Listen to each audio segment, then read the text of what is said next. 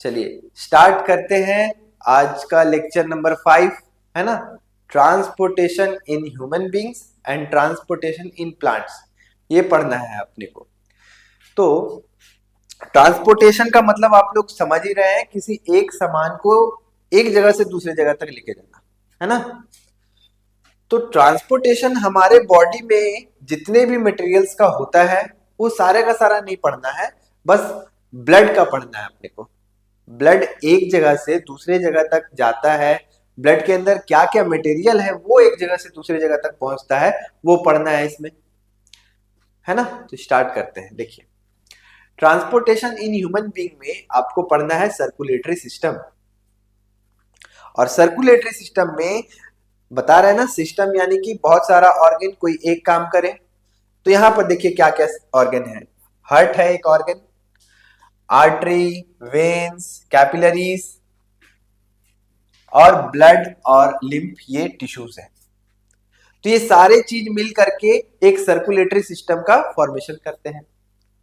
हम लोग एक एक ऑर्गन, एक एक टिश्यू सबको बारी बारी से पढ़ते हैं। आप लोग जानते हैं हार्ट का काम क्या है, पंपिंग ऑर्गन है। ये ब्लड को पंप करेगा ताकि ब्लड हर तरफ, हर ऑर्गन तक पहुंच सके, हर टिश्यू तक पहुंच सके, है ना। और ये आर्टरी क्या है, वेन्स क्या है, कैपिलरीज क्या है, ये वो ट्यूब है जहां पे ब्लड चलता है। अच्छा सर, ये ब्लड क्या है और लिम्फ क्या है, चलिए अब देखते हैं आगे वाली स्लाइड्स में। अच्छा, एक बात कि हार्ट एक पंपिंग ऑर्गन है, ब्लड ट्यूब, ये तीनों के तीनों हो गए, और सर्कुलेटरी मीडियम, है ना, मीडियम को बोल रहे हैं ब्लड या फिर लिम्फ। देखिए पहले पढ़ते हैं हम लोग ब्लड। ब्लड किस चीज से मिलकर के बना है, तो भैया ब्लड 4 चीज से मिलकर बना है। RBC cells, WBC cells, plasma और प्लेटलेट्स। मेनली 4 चीजों को हम लोग कंसिडर कर रहे हैं यहाँ पे। अच्छा, आरबीसी क्या है, इसको रेड ब्लड सेल्स भी बोल सकते हैं, इसको एरिथ्रोसाइट भी बोलेंगे, ठीक है। दोनों अगर कोई भी वर्ड लिखा हुआ है तो समझेंगे आरबीसी सेल्स। तो आरबीसी सेल्स का काम क्या है, ये ऑक्सीजन को बस लेकर जाएगा। बस इतना ही समझना है आप लोग को क्लास 10 तक में कि ऑक्सीजन को एक जगह से दूसरे जगह तक ले जाने वाला मटेरियल का क्या नाम है, आरबीसी, रेड ब्लड सेल, है ना। समझ में आ गया बात। चलिए डब्ल्यूबीसी में देखिए, डब्ल्यूबीसी क्या करता है, ये जितने भी माइक्रोब्स है, जितने भी माइक्रो ऑर्गेनिज्म जो हमारे लिए लाभदायक नहीं है, हानिकारक है, वैसा माइक्रो ऑर्गेनिजम्स जो हमारे लिए हार्मफुल है, उसको मारेगा डब्ल्यूबीसी। जितना भी डिजीज कॉजिंग बैक्टीरिया है उससे लड़ेगा कौन, डब्ल्यूबीसी। तो डब्ल्यूबीसी हमारे लिए क्षत्रिय हुआ, है ना। डब्ल्यूबीसी वो सुरक्षा कवच है जो हम लोग को प्रोटेक्ट करता है किसी भी डिजीज कॉजिंग बैक्टीरिया, वायरस, ठीक है, प्रोटोजोअन्स, जितने भी माइक्रो ऑर्गेनिजम्स हैं जो हमें प्रॉब्लम क्रिएट करवा सकते हैं हमारे शरीर में, उनको मारेगा कौन, डब्ल्यूबीसी। डब्ल्यूबीसी में भी बहुत सारे सेल्स होते हैं।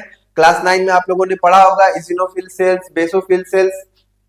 अगर याद नहीं आ रहा है तो उतना ज्यादा डिटेल पे हम लोग को नहीं जाना है, बस इतना समझना है कि डब्ल्यूबीसी क्या करता है, माइक्रो ऑर्गेनिज्म को मारता है। अच्छा, प्लाज्मा क्या है, तो प्लाज्मा फ्लूइड पार्ट है वो ब्लड का, है ना। ब्लड में जो फ्लूइड पार्ट है वो असल में किस चीज का बना हुआ है, प्लाज्मा का बना हुआ है। अब प्लाज्मा में भी लगभग 90% केवल और केवल वाटर है। तो आपको बात समझ में आ रहा है, ब्लड जो फ्लूइड है, बह रहा है, वो किसके वजह से बह रहा है, प्लाज्मा की वजह से बह रहा है। अगर ब्लड से आप प्लाज्मा निकाल लीजिए तो बचेगा बस यही सब सेल्स, ब्लड फिर तैर नहीं सकता है, हाँ सर, है ना। तो प्लाज्मा का काम क्या है कि ये ट्रांसपोर्ट करता है, भैया फ्लूइडिटी है, फ्लूइड है, एक जगह से दूसरी जगह बह रहा है तो कुछ ना कुछ को लेकर जाएगा। नदी में कुछ भी डालिएगा तो एक जगह से वो दूसरी जगह पहुंच जाता है, तो उसी तरह तो ये नदी हो गया। और नदी में क्या क्या चीज चल रहा है, तो खाना चल रहा है, पानी चल रहा है, लो कार्बन डाइऑक्साइड भी चल रहा है इसी प्लाज्मा में। अच्छा, नाइट्रोजनस वेस्ट, नाइट्रोजनस वेस्ट क्या है हमारे शरीर का, बहुत बढ़िया, यूरिया, है ना, जो हम लोग एक्सक्रीटरी सिस्टम में हम लोग पढ़ने ही वाले हैं जस्ट। तो नाइट्रोजनस वेस्ट भी कहां पर मूव कर रहा है, तो भैया प्लाज्मा में कर रहा है। अच्छा, ब्लड का एक लास्ट पार्ट है जो जानना आप लोगों को जरूरी है, दैट इज प्लेटलेट्स। ये भी एक सेल्स है ब्लड का। इस सेल का काम क्या है? ये ब्लड को क्लॉट करता है। क्लॉट करना मतलब ब्लड को जमा देता है, ब्लड को थक्का कर देता है, आम भाषा में समझे तो, है ना। जब भी अगर हमारा बॉडी में कहीं कट हो जाता है, देखते हैं कि कुछ समय के बाद वो बॉडी पार्ट जहां पे कट हुआ है वो अपने आप रिपेयर होते जा रहा है, अपने आप मेंटेन हो गया है, ब्लड निकलना बंद हो चुका है। तो किसकी वजह से वो काम हो रहा है? ये हो रहा है आपका प्लेटलेट की वजह से। समझ रहे हैं? तो it helps in the clotting of blood. अच्छा, तो ये क्या खून का निकलना को रोक देगा? अरे अगर हमारे शरीर में एक छोटा सा पिन आप कर लीजिए और सारा खून निकल जाए, क्या मतलब बने? कोई जमाने वाला भी तो होना चाहिए ना खून को, जब कहीं पे कट हो जाए तो उसको जमाता कौन है? प्लेटलेट्स। आप लोग जान रहे हैं 9th क्लास से। It prevent blood loss during injury. समझ गए बात? आगे बढ़े, चलिए आगे बढ़ते हैं। तो ब्लड कौन कौन सा ट्यूब में चलता है, उस ट्यूब को बोलते हैं हम लोग ब्लड ट्यूब्स, ब्लड वेजल्स। अच्छा, 3 ट्यूब है अपने पास। एक आर्टरी नाम का ट्यूब है, एक वेन्स नाम का ट्यूब है। इन दोनों को कनेक्ट करने वाला एक ट्यूब है जिसका नाम है कैपिलरीज। आर्टरी में आप लोग जान रहे हैं ऑक्सीजनेटेड ब्लड ट्रैवल करता है। वो ब्लड जिसमें ऑक्सीजन बहुत भरा हुआ है वो ब्लड किसमें ट्रैवल करेगा? आर्टरी में ट्रैवल करेगा। और वो ब्लड जिसमें कार्बन डाइऑक्साइड ज्यादा भरा हुआ है वो वेन्स में ट्रैवल करता है। इतना तो जानते हैं आप लोग, ठीक है। और इन दोनों का बहुत पतला पतला सिरा बना हुआ है जो एक दूसरे को कनेक्ट करता है, उसको हम लोग बोल रहे हैं कैपिलरीज। देखिए, artery they carry oxygenated blood from heart to all part of the body. अरे हार्ट से हर जगह बॉडी पार्ट में पहुंचाने वाला ट्यूब को क्या नाम है? आर्टरी नाम है ना। ये जो ट्यूब होता है ना, ये काफी थिक देखने को मिलता है। किसके कंपैरिजन में? वेन्स के कंपैरिजन में। अच्छा, इसके पास कोई वाल्व्स नहीं होता है। वाल्व्स मतलब समझ रहे हैं? देखिए, कोई अगर हम ट्यूब बना रहे हैं और ट्यूब के बीच में ही कुछ दीवार टाइप का है, कुछ रोकने के लिए है, उसको बोलते हैं वाल्व्स, है ना। और ये वाल्व्स ऐसा नहीं कि बंद रहेगा, खुलेगा भी, ठीक है। ज्यादा प्रेशर आने पर वो वाल्व्स खुल जाता है। तो वाल्व्स किसमें नहीं देखने को मिलता है? आर्टरी में नहीं देखने को मिलेगा। तो इसका मतलब वेन्स में देखने को मिलेगा। तो देखिए वेन्स क्या है? वेन्स क्या है? तो ये क्या कैरी करता है? Deoxygenated blood. आप डीऑक्सीजनेटेड को आप समझ सकते हैं कि उसमें कौन सा ब्लड चल रहा है? वो ब्लड जो कार्बन डाइऑक्साइड से भरा हुआ है, ठीक है। Veins carry the impure and deoxygenated blood from all the part of the body to the heart. अच्छा, ये हार्ट से लेकर के अलग अलग बॉडी पार्ट तक लेकर जा रहा था आर्टरी, लेकिन वेन्स का काम क्या है? अलग अलग बॉडी पार्ट से लेकर के कहां लाया जाएगा? हार्ट तक लेकर आया जाएगा, है ना। समझ रहे हैं? अच्छा, ये ब्लड जो आ रहा था आर्टरी में, हार्ट से जो आ रहा था, हार्ट से भी पहले वो ब्लड कहां से आ रहा था? लंग से आ रहा था। अरे कल ही तो पढ़े हम लोग रेस्पिरेशन, पिछले ही क्लास में रेस्पिरेटरी सिस्टम हम लोग पढ़े। रेस्पिरेटरी सिस्टम में हम लोग लंग्स पढ़े थे। लंग्स क्या किया था? एल्वियोलाई में ऑक्सीजन जो आया हुआ था गैस, उसको डिफ्यूज करके एल्वियोलाई के थ्रू, एल्वियोलाई मेम्ब्रेन के थ्रू ब्लड में पहुंचा दिया। और वही ऑक्सीजनेटेड वाला ब्लड आया है कहां पर? हार्ट में। अब हार्ट पंप कर देगा और सारा ऑक्सीजन वाला ब्लड पहुंच जाएगा अलग अलग पार्ट ऑफ द बॉडी में। और अलग अलग पार्ट ऑफ द बॉडी में क्या है? सेल है। सेल को क्या मिल चुका है? डाइजेशन में खाना मिल चुका है। सेल को क्या मिल चुका है? रेस्पिरेशन में ऑक्सीजन मिल चुका है। तो अब क्या होगा? बहुत बढ़िया, एनर्जी मेकिंग का काम होगा, है ना। एनर्जी बनाया जाएगा, सिंथेसाइज किया जाएगा। किस चीज का? बहुत अच्छे, एटीपी का। चलो, तो सारा सिस्टमेटिक काम है ना, सबका काम सिस्टम से बना हुआ है। देखिए, आर्टरी में हार्ट से लेकर के सारा ब्लड पहुंच रहा है अलग अलग बॉडी पार्ट में। वेन्स में अलग अलग बॉडी पार्ट से, अरे अलग अलग बॉडी पार्ट से मतलब अलग अलग सेल में जब रेस्पिरेशन हुआ था तो बाई प्रोडक्ट कार्बन डाइऑक्साइड बना था, वही कार्बन डाइऑक्साइड ना आया है हार्ट में वापस। अब ये हार्ट जब पंप करेगा तो जो खराब ब्लड है, जो कार्बन डाइऑक्साइड वाला ब्लड है, वापस चला जाएगा लंग्स में, और लंग्स का एल्वियोलस मेम्ब्रेन, एल्वियोलाई, वहां पे याद आता है ना, कार्बन डाइऑक्साइड जिस ब्लड में था, जिस ब्लड सेल्स में था, वो चला गया एल्वियोलाई के थ्रू डिफ्यूज होके ब्रोंकी, फिर ऊपर और ऊपर आइए फेरिंग्स वगैरह, और नोस्ट्रिल से बाहर निकल गया कार्बन डाइऑक्साइड। जान रहे हैं आप लोग? ठीक है। अच्छा, आर्टरी और वेन्स को कनेक्ट करने वाला छोटा छोटा पाइप, उसको क्या बोलते हैं? Capillary. They are the very narrow, बहुत पतला ट्यूब है जो कनेक्ट करता है आर्टरी और वेन्स को। देखिए इस डायग्राम में आपको साफ साफ समझ में आएगा। ये जो रेड कलर का ट्यूब दिख रहा है ना, ये आर्टरी है, और जो ये पर्पल कलर का, ब्लू कलर का ट्यूब दिख रहा है, ये वेन्स है।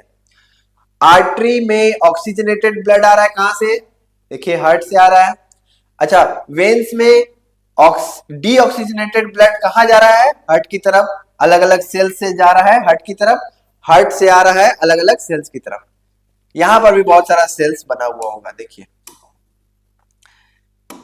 देखिए बहुत सारा सेल्स यहां पर बना हुआ होगा। उस सेल्स को देखिए, मान के चलिए ये छोटा सा एक सेल है ना, इस सेल को ऑक्सीजन ये ट्यूब नहीं देगा, इस सेल को ऑक्सीजन कैपिलरी देगा, क्योंकि कैपिलरी देखिए आर्टरी से काफी पतला है, तब ना ये अपना आराम से ऑक्सीजन जो है डिफ्यूज हो जाएगा इस मेम्ब्रेन से और पहुंच जाएगा अलग अलग सेल्स को, जिसको जिसको जरूरत है उसको बोल देगा कि लो भाई ऑक्सीजन है मेरे पास, लो तुम रख लो। सॉरी ये तो नहीं देगा, ये तो आपका वेन्स वाला पार्ट है, लेकिन ये आपका ऑक्सीजन प्रोवाइड कर रहा है। ठीक है, चलिए। अच्छा, हम देख रहे हैं कि कैपिलरी जो है ना, वो कनेक्ट कर रहा है आर्टरी और वेन्स को। हाँ भैया कर रहा है ना। और एक और बात देखिए कि कैपिलरी का दो अलग अलग कलर दिख रहा है आपको, ये रेड रेड कलर का दिख रहा है और एक ब्लू कलर का दिख रहा है। तो जो रेड कलर का कैपिलरी दिख रहा है ना, उसको हम लोग बोल रहे हैं आर्टेरियोल, और जो ब्लू कलर का कैपिलरी दिख रहा है उसको हम लोग बोलते हैं वेन्यूल्स। जान रहे हैं आप लोग? देखिए जो आर्टरी है उसमें कोई वाल्व्स दिख रहा है आपको? नहीं दिख रहा है, लेकिन आपको वेन्स में दिखाई दे रहा है ये वाल्व्स। ठीक है, यही बात लिखा हुआ है, वेन्स में वाल्व है लेकिन आर्टरी में वाल्व प्रेजेंट नहीं है। आर्टरी पतला होते होते कैपिलरी का निर्माण किया, और वो कैपिलरी का नाम आप बोल सकते हैं आर्टेरियोल। यहां पे बहुत सारा सेल है, सब सेल को क्या मिल गया? ऑक्सीजन मिल गया। यहाँ पे ऑक्सीजनेटेड ब्लड है ना, खूब सारा ऑक्सीजन है इस ब्लड में। ये ऑक्सीजन जितना भी सेल्स होगा यहाँ पे, सारे सेल्स को मिल जाएगा ऑक्सीजन। ऑक्सीजन होगा तो रेस्पिरेशन होगा, रेस्पिरेशन याद कर लें, वही ग्लूकोज कन्वर्ट होता है एनर्जी में और बनाता है कार्बन डाइऑक्साइड और वाटर। तो कार्बन डाइऑक्साइड खूब सारा यहाँ पे भर जाएगा रेस्पिरेशन के द्वारा, है ना। तो कार्बन डाइऑक्साइड वापस आ जाएगा, देखिए इस वेन्यूल्स में, और वेन्यूल्स धीरे धीरे धीरे धीरे क्या बन जाएगा? वेन्स बन जाएगा, और वेन्स से वापस कहां जाएगा सारा ब्लड? बहुत बढ़िया, हार्ट में जाएगा। समझ में आ चुका होगा बात? ठीक है, देखिए यही कैपिलरी का एक बात लिखा हुआ है यहाँ पे कि they help in exchange of food, water, oxygen, carbon dioxide etcetera between the blood and cells take place through capillaries. ठीक है, यही बात जो हम बताए हैं वही है कि जितना भी सेल्स है ना, उसको ऑक्सीजन वगैरह प्रॉपरली कौन दे रहा है? कैपिलरीज दे रहा है। कार्बन डाइऑक्साइड कहां पे कलेक्ट हो रहा है? कैपिलरीज में कनेक्ट हो रहा है। ठीक है, तो आर्टरी और वेन्स दोनों मिल करके पूरा सब सेल को ऑक्सीजन नहीं दे सकता है, या सब सेल से कार्बन डाइऑक्साइड नहीं ले सकता है, हम लोग को कैपिलरी का जरूरत पड़ेगा। चलो इतना काफी है, ठीक है, इतना जान रहे हो। तो अब आते हैं हार्ट में। ठीक है, हार्ट एक मस्कुलर ऑर्गन है, पढ़ रहे हैं आप लोग 9th क्लास से, जान रहे हैं कि मस्कुलर ऑर्गन है। इसका काम क्या है कि ये पंप करेगा ब्लड को, ताकि blood all part of the body तक पहुंच सके। देखिए heart is the muscular organ which pumps the blood to all part of the body. अच्छा, हमारे पास ह्यूमन बीइंग का हार्ट कितना चैम्बर का है? तो तो 4 चैम्बर का है। देखिए 4 अलग अलग कमरा हम बनाए हैं समझने के लिए। ये चारों चैम्बर को हम लोग बोल रहे हैं 4 चैम्बर्ड हार्ट। क्योंकि ये लेफ्ट साइड है तो ये लेफ्ट पार्ट हो गया, ये राइट साइड है तो राइट पार्ट हो गया। देखिए लेफ्ट एट्रियम पहला चैम्बर का नाम है, लेफ्ट वेंट्रिकल दूसरा चैम्बर, देन इस साइड भी right atrium right ventricle. Atrium और वेंट्रिकल को सेपरेट कौन कर रहा है? सेप्टम सेपरेट कर रहा है। ये सब बात समझते जाइए, ठीक है। ये अपर चैम्बर दोनों को मिला के बोल रहे हैं, ये लोअर चैम्बर दोनों को मिला के बोल रहे हैं, ठीक है, समझ रहे हो। चलो तो कुछ बात जानते हैं हम लोग एट्रियम और वेंट्रिकल के बारे में। ऑक्सीजनेटेड जो ब्लड है वो आता कहां से है? लंग से आते हुए कहां पे इंटर करता है? लेफ्ट एट्रियम में। सबसे पहले कहां पे इंटर करेगा? तो लेफ्ट एट्रियम में। लेफ्ट एट्रियम के बाद लेफ्ट वेंट्रिकल में, और लेफ्ट वेंट्रिकल से निकल करके पूरा बॉडी पार्ट में पहुंच जाएगा वो। समझ रहे हो। अब जब पूरा बॉडी पार्ट में पहुंच गया है वो ब्लड, वहां पर रेस्पिरेशन वगैरह हो गया है, कार्बन डाइऑक्साइड का प्रोडक्शन हो गया है, वो कार्बन डाइऑक्साइड उस कैपिलरीज में, याद करो वेन्यूल्स में पहुंच गया, वेन्यूल से वापस वेन्स में आया, और वेन से आते आते इस हार्ट में आने वाला है वो। अब हार्ट का राइट एट्रियम में वो इंटर करेगा सबसे पहले, देन राइट वेंट्रिकल में इंटर करेगा, और राइट वेंट्रिकल से वापस बहुत बढ़िया लंग्स में इंटर करेगा, और कार्बन डाइऑक्साइड का स्वाहा हो जाएगा। ठीक है, बहुत अच्छा। देखो कुछ बात लिखा हुआ है कि ventricles are thicker than the arteries. Ventricles जो है ना, जितने भी वेंट्रिकल है वो काफी थिक होते हैं आर्टरी से। ये सब जनरल बात है, याद रखना है। सेप्टम, आर्टरी और वेंट्रिकल को सेपरेट करने वाला लाइन को बोल रहे हैं septum. Septum and chamber prevent the mixing of oxygenated and deoxygenated blood. देखो ये बात इंपॉर्टेंट है कि ऑक्सीजनेटेड और डीऑक्सीजनेटेड के लिए अलग अलग सेपरेट ट्यूब होना जरूरी है। अगर ऑक्सीजनेटेड और डीऑक्सीजनेटेड ब्लड मिक्स हो जा रहा है ना, तो अच्छा एनर्जी का फॉर्मेशन नहीं हो पाएगा। हम लोग देखिए, हम लोग एनर्जी का फॉर्मेशन करते हैं ताकि हम लोग अपने इन्वायरमेंट के साथ टेम्परेचर को मेंटेन कर सके, ठीक है। तो इसके लिए 4 चैम्बर का हार्ट होना जरूरी है। लेकिन एम्फीबियंस वगैरह में, ठीक है, एम्फीबियंस में देखेंगे तो उसमें 3 चैम्बर्ड का हार्ट है। तो एम्फीबियन के हिसाब से क्या होता है, वो सराउंडिंग में जिस तरह टेम्परेचर रहेगा ना, अपने आप के अंदर वो लोग भी उसी तरह का टेम्परेचर को रख लेगा। उन लोग मेंटेन करके नहीं चलेगा, जैसा टेम्परेचर बाहर है वैसा टेम्परेचर उसके शरीर के अंदर है। तो इसी कारण वो लोग में 3 चैम्बर का हार्ट है। अच्छा आगे देखेंगे, अभी जस्ट देखेंगे। देखिए समझ में आ रहा है हार्ट का स्ट्रक्चर, समझ में आ रहा है, ठीक है। हार्ट में एक और बात है कि जो आर्टरी है, आर्टरिया या ventricles, arteria and ventricles have valves between them to prevent backward flow of blood. अरे आर्टरी और वेंट्रिकल, आर्टरी नहीं सॉरी, एट्रियम और वेंट्रिकल, इन दोनों के बीच में ना वॉल्व्स प्रेजेंट होगा। वॉल्व्स अभी देखें, वो दीवार या वो रास्ता जो कुछ रोकता है, पर्दा की तरह समझ सकते हैं, जो एक दूसरे के लिए ऑब्स्टेकल की तरह काम करता है। तो एट्रियम और वेंट्रिकल में ऑब्स्टेकल क्या है, तो वॉल्व्स है। कौन कौन सा वॉल्व्स है ये देखेंगे अभी जस्ट, ठीक है। और वॉल्व्स का काम क्या है, the valves help to prevent backward flow of blood. वो ब्लड वापस से इसी ट्यूब में, यहां से आते वक्त ये वापस इसी में ना चला जाए, वो कौन इंश्योर करेगा, ये ऐसा काम ना हो, वॉल्व्स इंश्योर करेगा। चलो देखते हैं। देखो ये हार्ट का डायग्राम यहां पे है, आपको 4 अलग अलग चैम्बर दिखाई दे रहा होगा। देखिए ये आपका लेफ्ट पार्ट है, ये राइट पार्ट है। लेफ्ट एट्रियम दिख रहा है ना, left ventricle, right atrium, and right ventricle. ठीक है, इन दोनों को बीच से सेपरेट कौन कर रहा है? तो सेप्टम कर रहा है। देखिए, इंटरवेंट्रिकुलर सेप्टम। ठीक है, सॉरी,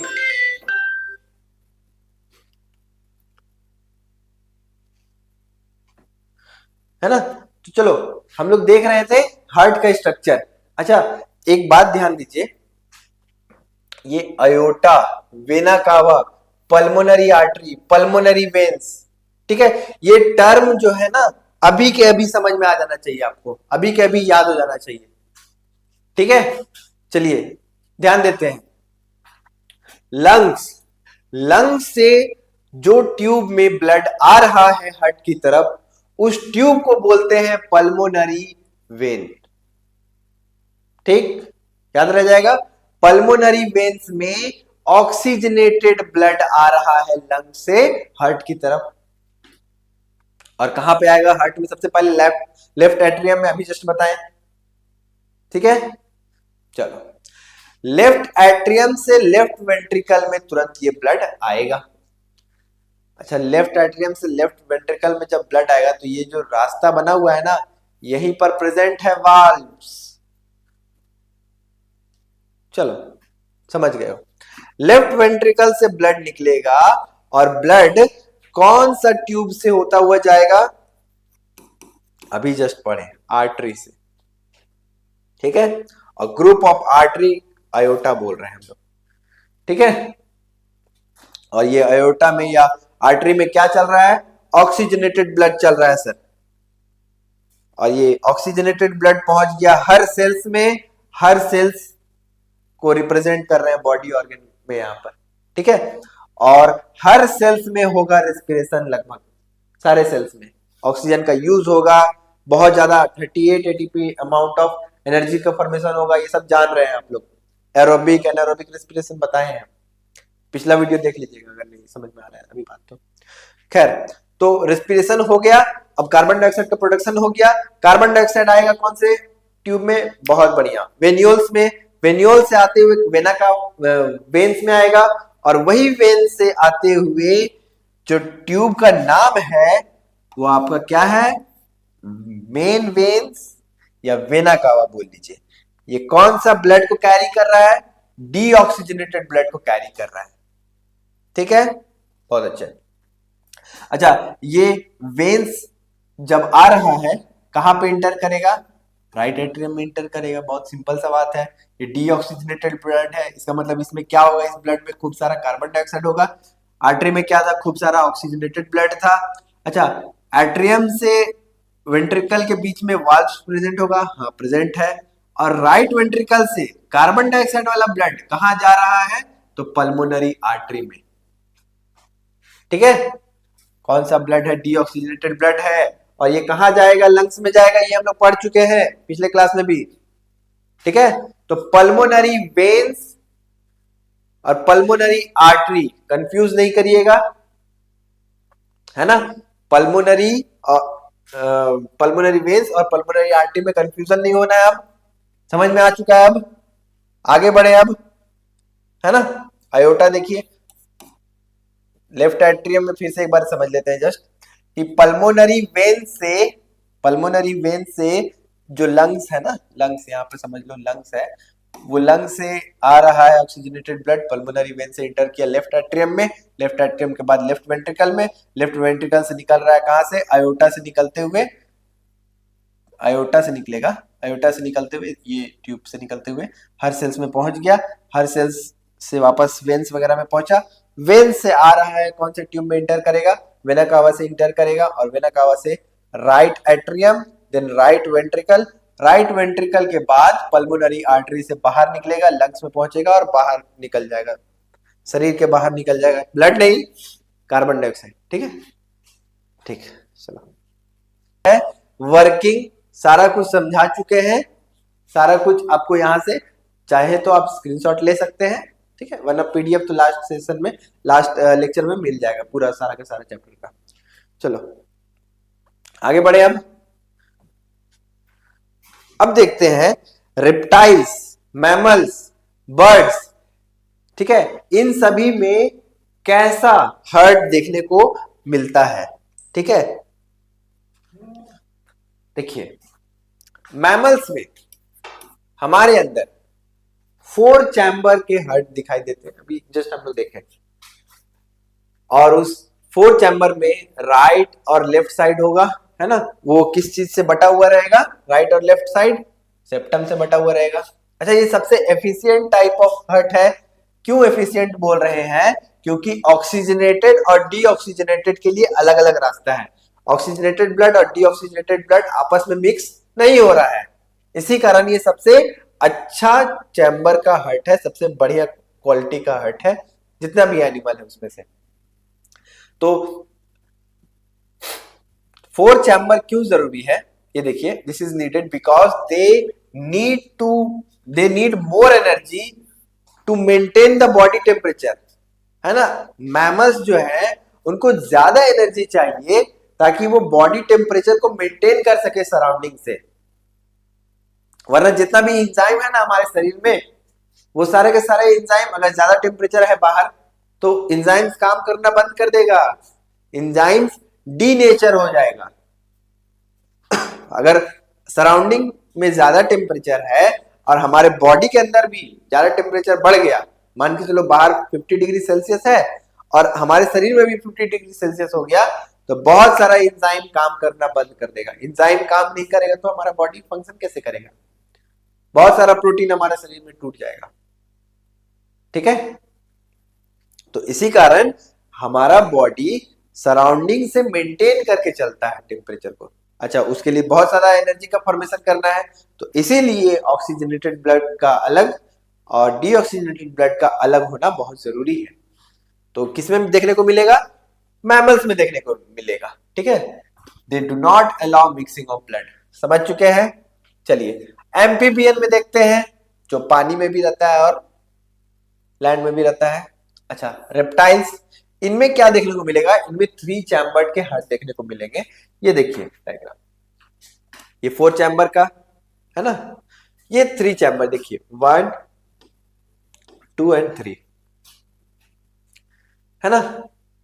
तो यहां ऑक्सीजनेटेड ब्लड और डीऑक्सीजनेटेड ब्लड कुछ हद तक मिक्स करेगा, जिसके वजह से इसमें प्रॉपरली ज्यादा एनर्जी का फॉर्मेशन नहीं देखने को। चलिए देखते हैं एम्फीबियंस में क्या है। इनके पास 3 चैम्बर का हार्ट है। They allow some mixing of oxygenated and deoxygenated blood because they do not use energy to maintain body temperature. अभी देखें हम लोग, है ना, वही बात लिखा हुआ है। तो their body temperature is same as the temperature in the surroundings, तो इसी कारण इसको ज्यादा एनर्जी का जरूरत नहीं है, और ऑक्सीजनेटेड ब्लड अलग और डीऑक्सीजनेटेड ब्लड अलग नहीं रहता है इसमें, है ना, दोनों मिक्स हो जाता है किसी हद तक कहीं ना कहीं। और फिशेस में, अरे भाई इसमें तो बस 2 ही चैम्बर है। अच्छा, इसमें ब्लड जो है ऑक्सीजनेटेड कहां पर हो रहा है? गिल्स में, ये तो अलग ऑर्गन है इसके पास। ठीक है, लंग्स तो है ही नहीं। और ये पिछले ही क्लास में हम लोग देखे थे कि फिश में रेस्पिरेटरी ऑर्गन क्या है? गिल्स है। चलो ठीक है, अलग अलग डायग्राम है। फिशेस में देखिए 2 ही चैम्बर है हार्ट का, सॉरी हार्ट तो है ही नहीं, तो गिल्स है इसके पास। और ऑक्सीजनेटेड ब्लड और डीऑक्सीजनेटेड ब्लड पूरी तरह से यहाँ पे मिक्स करेगा, यहाँ पे कुछ अमाउंट में मिक्स करेगा और यहाँ पर बिल्कुल मिक्स नहीं करेगा। चलो अब आगे बढ़ते हैं। एक अलग आपको मीडियम पढ़ना है, जैसे ब्लड एक मीडियम पढ़े, उसी तरह एक लिम्फ मीडियम पढ़ना है आप लोग को। वो मीडियम देखिए क्या है लिम्फ में, it is a colourless fluid containing lymphocytes. अच्छा भाई, ये लिम्फोसाइट्स क्या है? आपको बस इतना समझना है लिम्फोसाइट्स में कि लिम्फ वाले सेल्स को हम लोग बोल रहे हैं लिम्फोसाइट्स। लिम्फ के अंदर जो भी सेल्स होगा ना उसको लिम्फोसाइट्स बोलेंगे। वो काम क्या करेगा? तो वो डिजीज को मारेगा। WBC मार रहा था ना डिजीज को, डिजीज वाला बैक्टीरिया वगैरह को मार रहा था। तो लिम्फोसाइट्स का भी यही काम आप समझिए कि जितने भी माइक्रो ऑर्गेनिजम्स पहुंचे हैं उसको खा के यानी फैगोसाइटोसिस करके, ठीक है, या उसके अंदर अपना कुछ एंजाइम इंजेक्ट करके किसी तरह माइक्रो ऑर्गेनिज्म को मार देने वाले सेल्स को लिम्फोसाइट्स बोलते हैं, ये समझिए आप। ठीक है, तो लिम्फ एक अलग टाइप का टिश्यू है जिसमें कलरलेस फ्लूइड देखने को मिलता है। ठीक है, देखिए आप लिम्फ का फॉर्मेशन कैसे हुआ है ये समझते हैं। यहां देख रहे हैं ये ब्लू कलर का पार्ट क्या है, वेन्स, और ये रेड कलर का पार्ट क्या है, आर्टरी, और यहां ये टोटल पार्ट क्या है, कैपिलरी।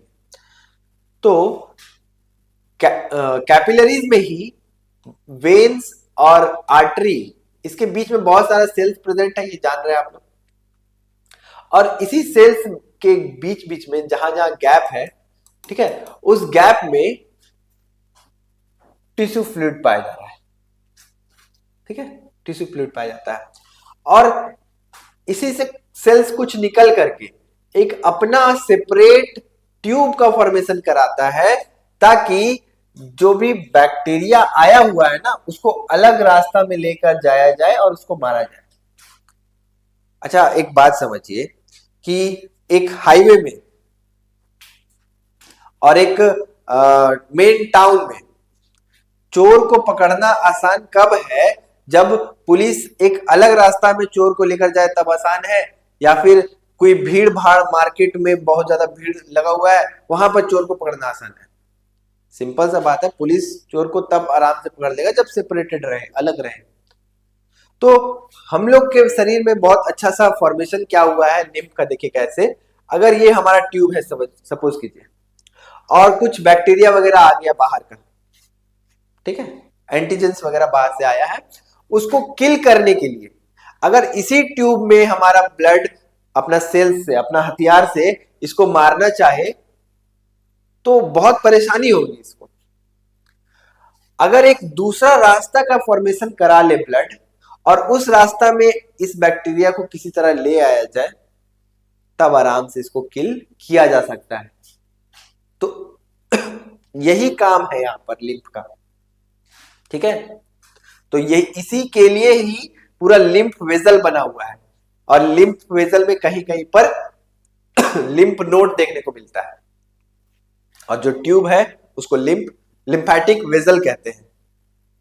इसका अपना एक लिम्फैटिक कैपिलरीज भी है, जैसे ब्लड का अपना कैपिलरी था, लिम्फ का भी अपना एक कैपिलरी है।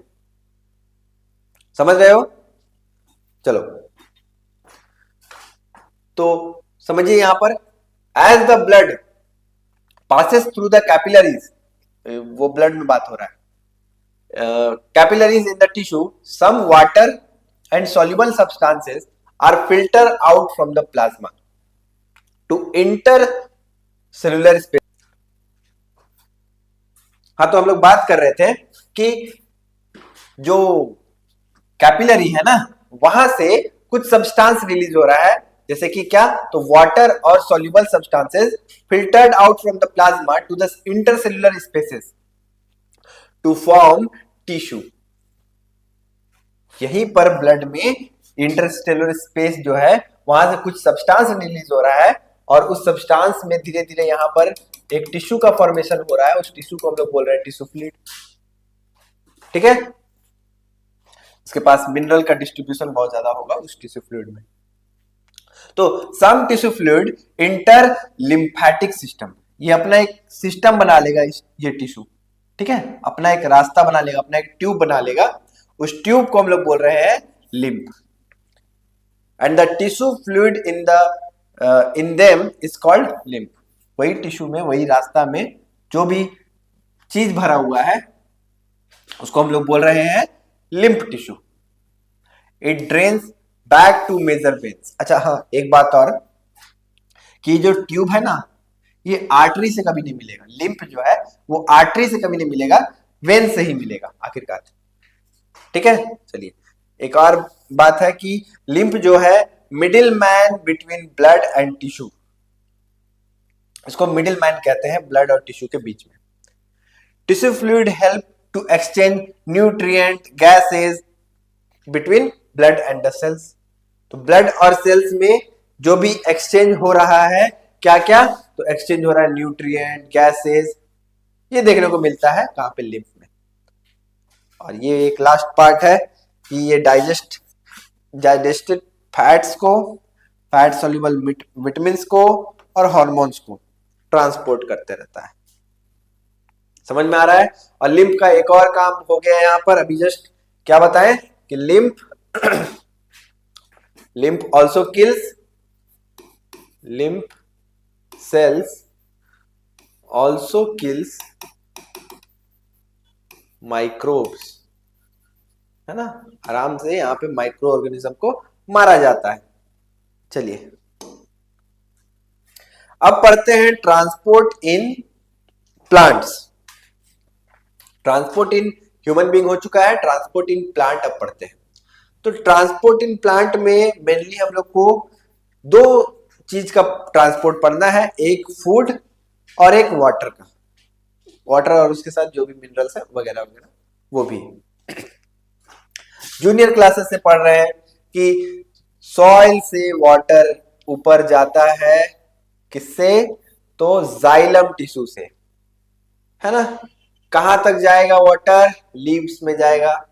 लीव्स में फोटोसिंथेसिस वगैरह होगा, कार्बन डाइऑक्साइड आ रहा है हवा से, पानी पहुंच चुका है, क्लोरोफिल है लीफ के सेल में, और सनलाइट रहेगा तो फोटोसिंथेसिस होगा, फॉर्मेशन होगा ऑक्सीजन का, कार्बोहाइड्रेट खुद ये रख लेगा, ऑक्सीजन बाहर निकल जाएगा, ठीक है।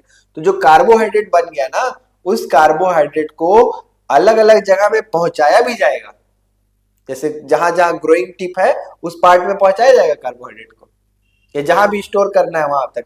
तो फूड को जब ट्रांसपोर्ट किया जाएगा उस प्रोसेस को बोलेंगे हम लोग ट्रांसलोकेशन। तो फूड का भी ट्रांसपोर्ट पढ़ना है और वाटर का भी ट्रांसपोर्ट पढ़ना है। तो वाटर का ट्रांसपोर्ट पढ़ेंगे जाइलम में, फूड का ट्रांसपोर्ट पढ़ेंगे फ्लोएम में। Xylem tissue carry water and minerals, phloem tissue carry food from the leaves to other part of the plant. चलो जाइलम के बारे में कुछ बात लिखा हुआ है, ये समझ लेते हैं। Xylem transport water and minerals from the root to all part of the plant. It consist, क्या क्या इसमें है, जाइलम वेजल्स है और ट्रैकिएड्स है। देखिए जाइलम में क्या क्या है, ट्रैकिएड्स देखने को मिलेगा, यही वो ट्यूब है जाइलम ट्यूब, जहां नीचे से पानी ऊपर आता है। अगर आप स्टेम का एक डायग्राम देखें, कट किया हुआ डायग्राम माइक्रोस्कोप से, तो ऐसा दिखाई देता है, वो ट्यूब से पानी कुछ नीचे से ऐसे ऊपर आता है। तो देखने को मिलेगा आपको ट्रैकिएड्स, जाइलम फाइबर्स, जाइलम का पैरेन्काइमा सेल्स, और ये मेन वेसल जहां से पानी नीचे से ऊपर आएगा। ठीक है, चलो। तो H2O enters by diffusion through roots. Roots में पानी डिफ्यूजन प्रोसेस से अंदर आता है। हाई कंसंट्रेशन है ना पानी का, हाई कंसंट्रेशन से रूट के अंदर लो है, तो हाई कंसंट्रेशन से लो कंसंट्रेशन में आने वाले प्रोसेस को बोलते हैं डिफ्यूजन, है ना। और इसमें कोई एनर्जी वगैरह नहीं लगता है, तो यहां पर वाटर इंटर कर जाएगा। लेकिन पूरा ऊपर तक आने के लिए पानी सक्षम नहीं होता है, उतना पोटेंशियल नहीं होता है वाटर में कि यहां तक पहुंच जाए। तो यहां इस रूट से यहां तक पहुंचने के लिए एक सक्शन चाहिए, एक खिंचाव चाहिए। वो खिंचाव को हम लोग बोलते हैं ट्रांसपीरेशन। देखिए ट्रांसपीरेशन क्या है, transpiration is the removal of water vapours from the leaves is called transpiration. तो ट्रांसपीरेशन यानी यहां से जो भी वाटर निकलेगा वेपर के फॉर्म में, जितने भी लीव्स है वहां से, इस प्रक्रिया को बोल रहे हैं ट्रांसपीरेशन। अगर यहाँ पर पानी खत्म हो रहा है, यहाँ सभी लीव्स में पानी खत्म हो रहा है और नीचे खूब ज्यादा पानी हो गया है, तब एक सक्शन क्रिएट होगा। ऊपर पानी नहीं है, बिल्कुल पानी नहीं है लीव्स में, और नीचे खूब सारा पानी जब आ चुका है, तब हाई कंसंट्रेशन यहाँ हो गया, यहाँ लो कंसंट्रेशन हो गया, तो ये पानी नीचे से ऊपर जाएगा।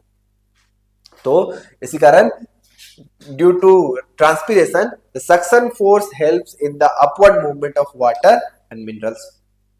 ठीक है, चलो ये डायग्राम देख लीजिए, समझ में आ चुका है। अब फ्लोएम के बारे में थोड़ा बात कर लेते हैं। Phloem transport food from the leaves, leaf में प्रोडक्शन हो रहा है ना, to other part of the plant जहां पे जरूरत है। अच्छा, इस प्रक्रिया को क्या बोल रहे हैं, ट्रांसलोकेशन बोल रहे हैं। देखिए ये फ्लोएम का डायग्राम है और ये डायग्राम याद रखना है। देखिए इस फ्लोएम में जो मेन ट्यूब है उसको हम लोग बोल रहे हैं सीव ट्यूब, ठीक है। सीव ट्यूब मेन ट्यूब हो गया जहां पे फूड ऊपर से नीचे आ रहा है।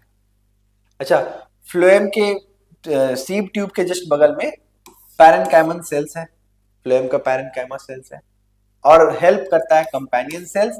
और देखिए यहां पर देखने को मिलेगा आपको कुछ पोर्स, है ना।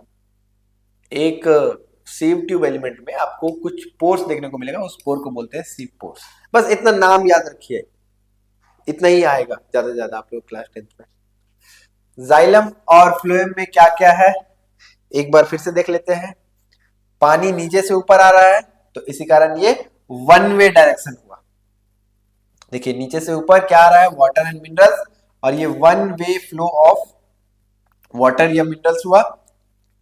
यहां पर सेल वॉल जो है वो किस चीज का बना हुआ है, लिग्निन का बना हुआ है। जो भी सेल है उसके पास सेल वॉल तो होता है प्लांट सेल में, और सेल वॉल जो है लिग्निन का बना हुआ है यहाँ पर। अच्छा, जो सेल्स है उनके पास कोई वॉल नहीं होगा आपस के बीच में। देखो cells having no end wall between them, लेकिन यहां पर cells with end walls and perforation, दो सेल के बीच में एंड वॉल्स फ्लोएम में देखने को मिलेगा, लेकिन जाइलम में कोई भी एंड वॉल देखने को नहीं मिलता है।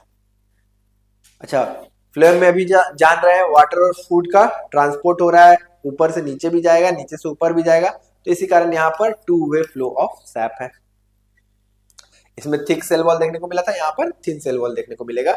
और ये किस चीज का बना हुआ है सेल वॉल, सेलुलोज का, उसमें लिग्निन था। इतना डिफरेंस काफी है, ठीक है।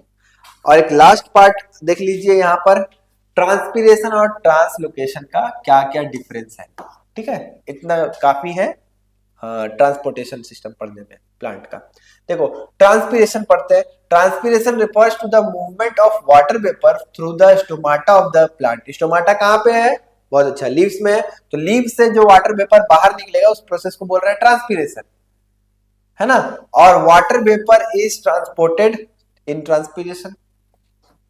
अच्छा, ट्रांसपीरेशन में क्या है, allows the inward movement of water in the xylem, तो नीचे से ऊपर पानी जा रहा है, ठीक है, तो इसे इनवर्ड मूवमेंट ऑफ वाटर देखने को मिलेगा जाइलम में। ये ऑलवेज अकर अगेंस्ट ग्रेविटी, ग्रेविटी के ऊपर जा रहा है ना, और ये दिन में देखने को मिलेगा, जस्ट सुबह में, क्योंकि सनलाइट आएगा तो वाटर वेपर ऊपर तुरंत ऊपर उठेगा ना, और फिर वाटर भी जो सॉइल में आया हुआ है ना रूट में, वो भी ऊपर आएगा।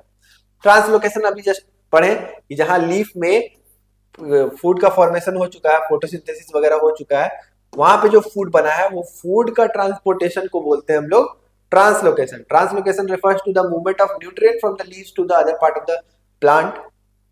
यहां पर क्या ट्रांसपोर्ट किया जाएगा, तो carbohydrate molecule, that is sucrose, glucose, जो भी है, अब प्लांट अपने हिसाब से ट्रांसपोर्ट करेगा। Carried out by the phloem, phloem में ही हो रहा है ना, ठीक है। चलिए, can occur in any direction, two way direction इसमें हो सकता था, अभी देखें, और अकर एट नाइट, ठीक है, नाइट में देखने को मिलेगा ये क्या, ट्रांसलोकेशन। चलिए, तो इतना बात आपको समझ में आया, तो आज का क्लास यहीं पे रहने देते हैं। अगले क्लास में लास्ट क्लास होगा इस चैप्टर का, दैट इज एक्सक्रीशन।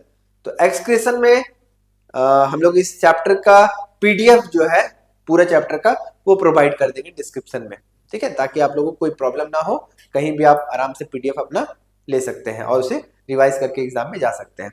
चलिए, तो पढ़ाई करते रहें, ऑल द बेस्ट।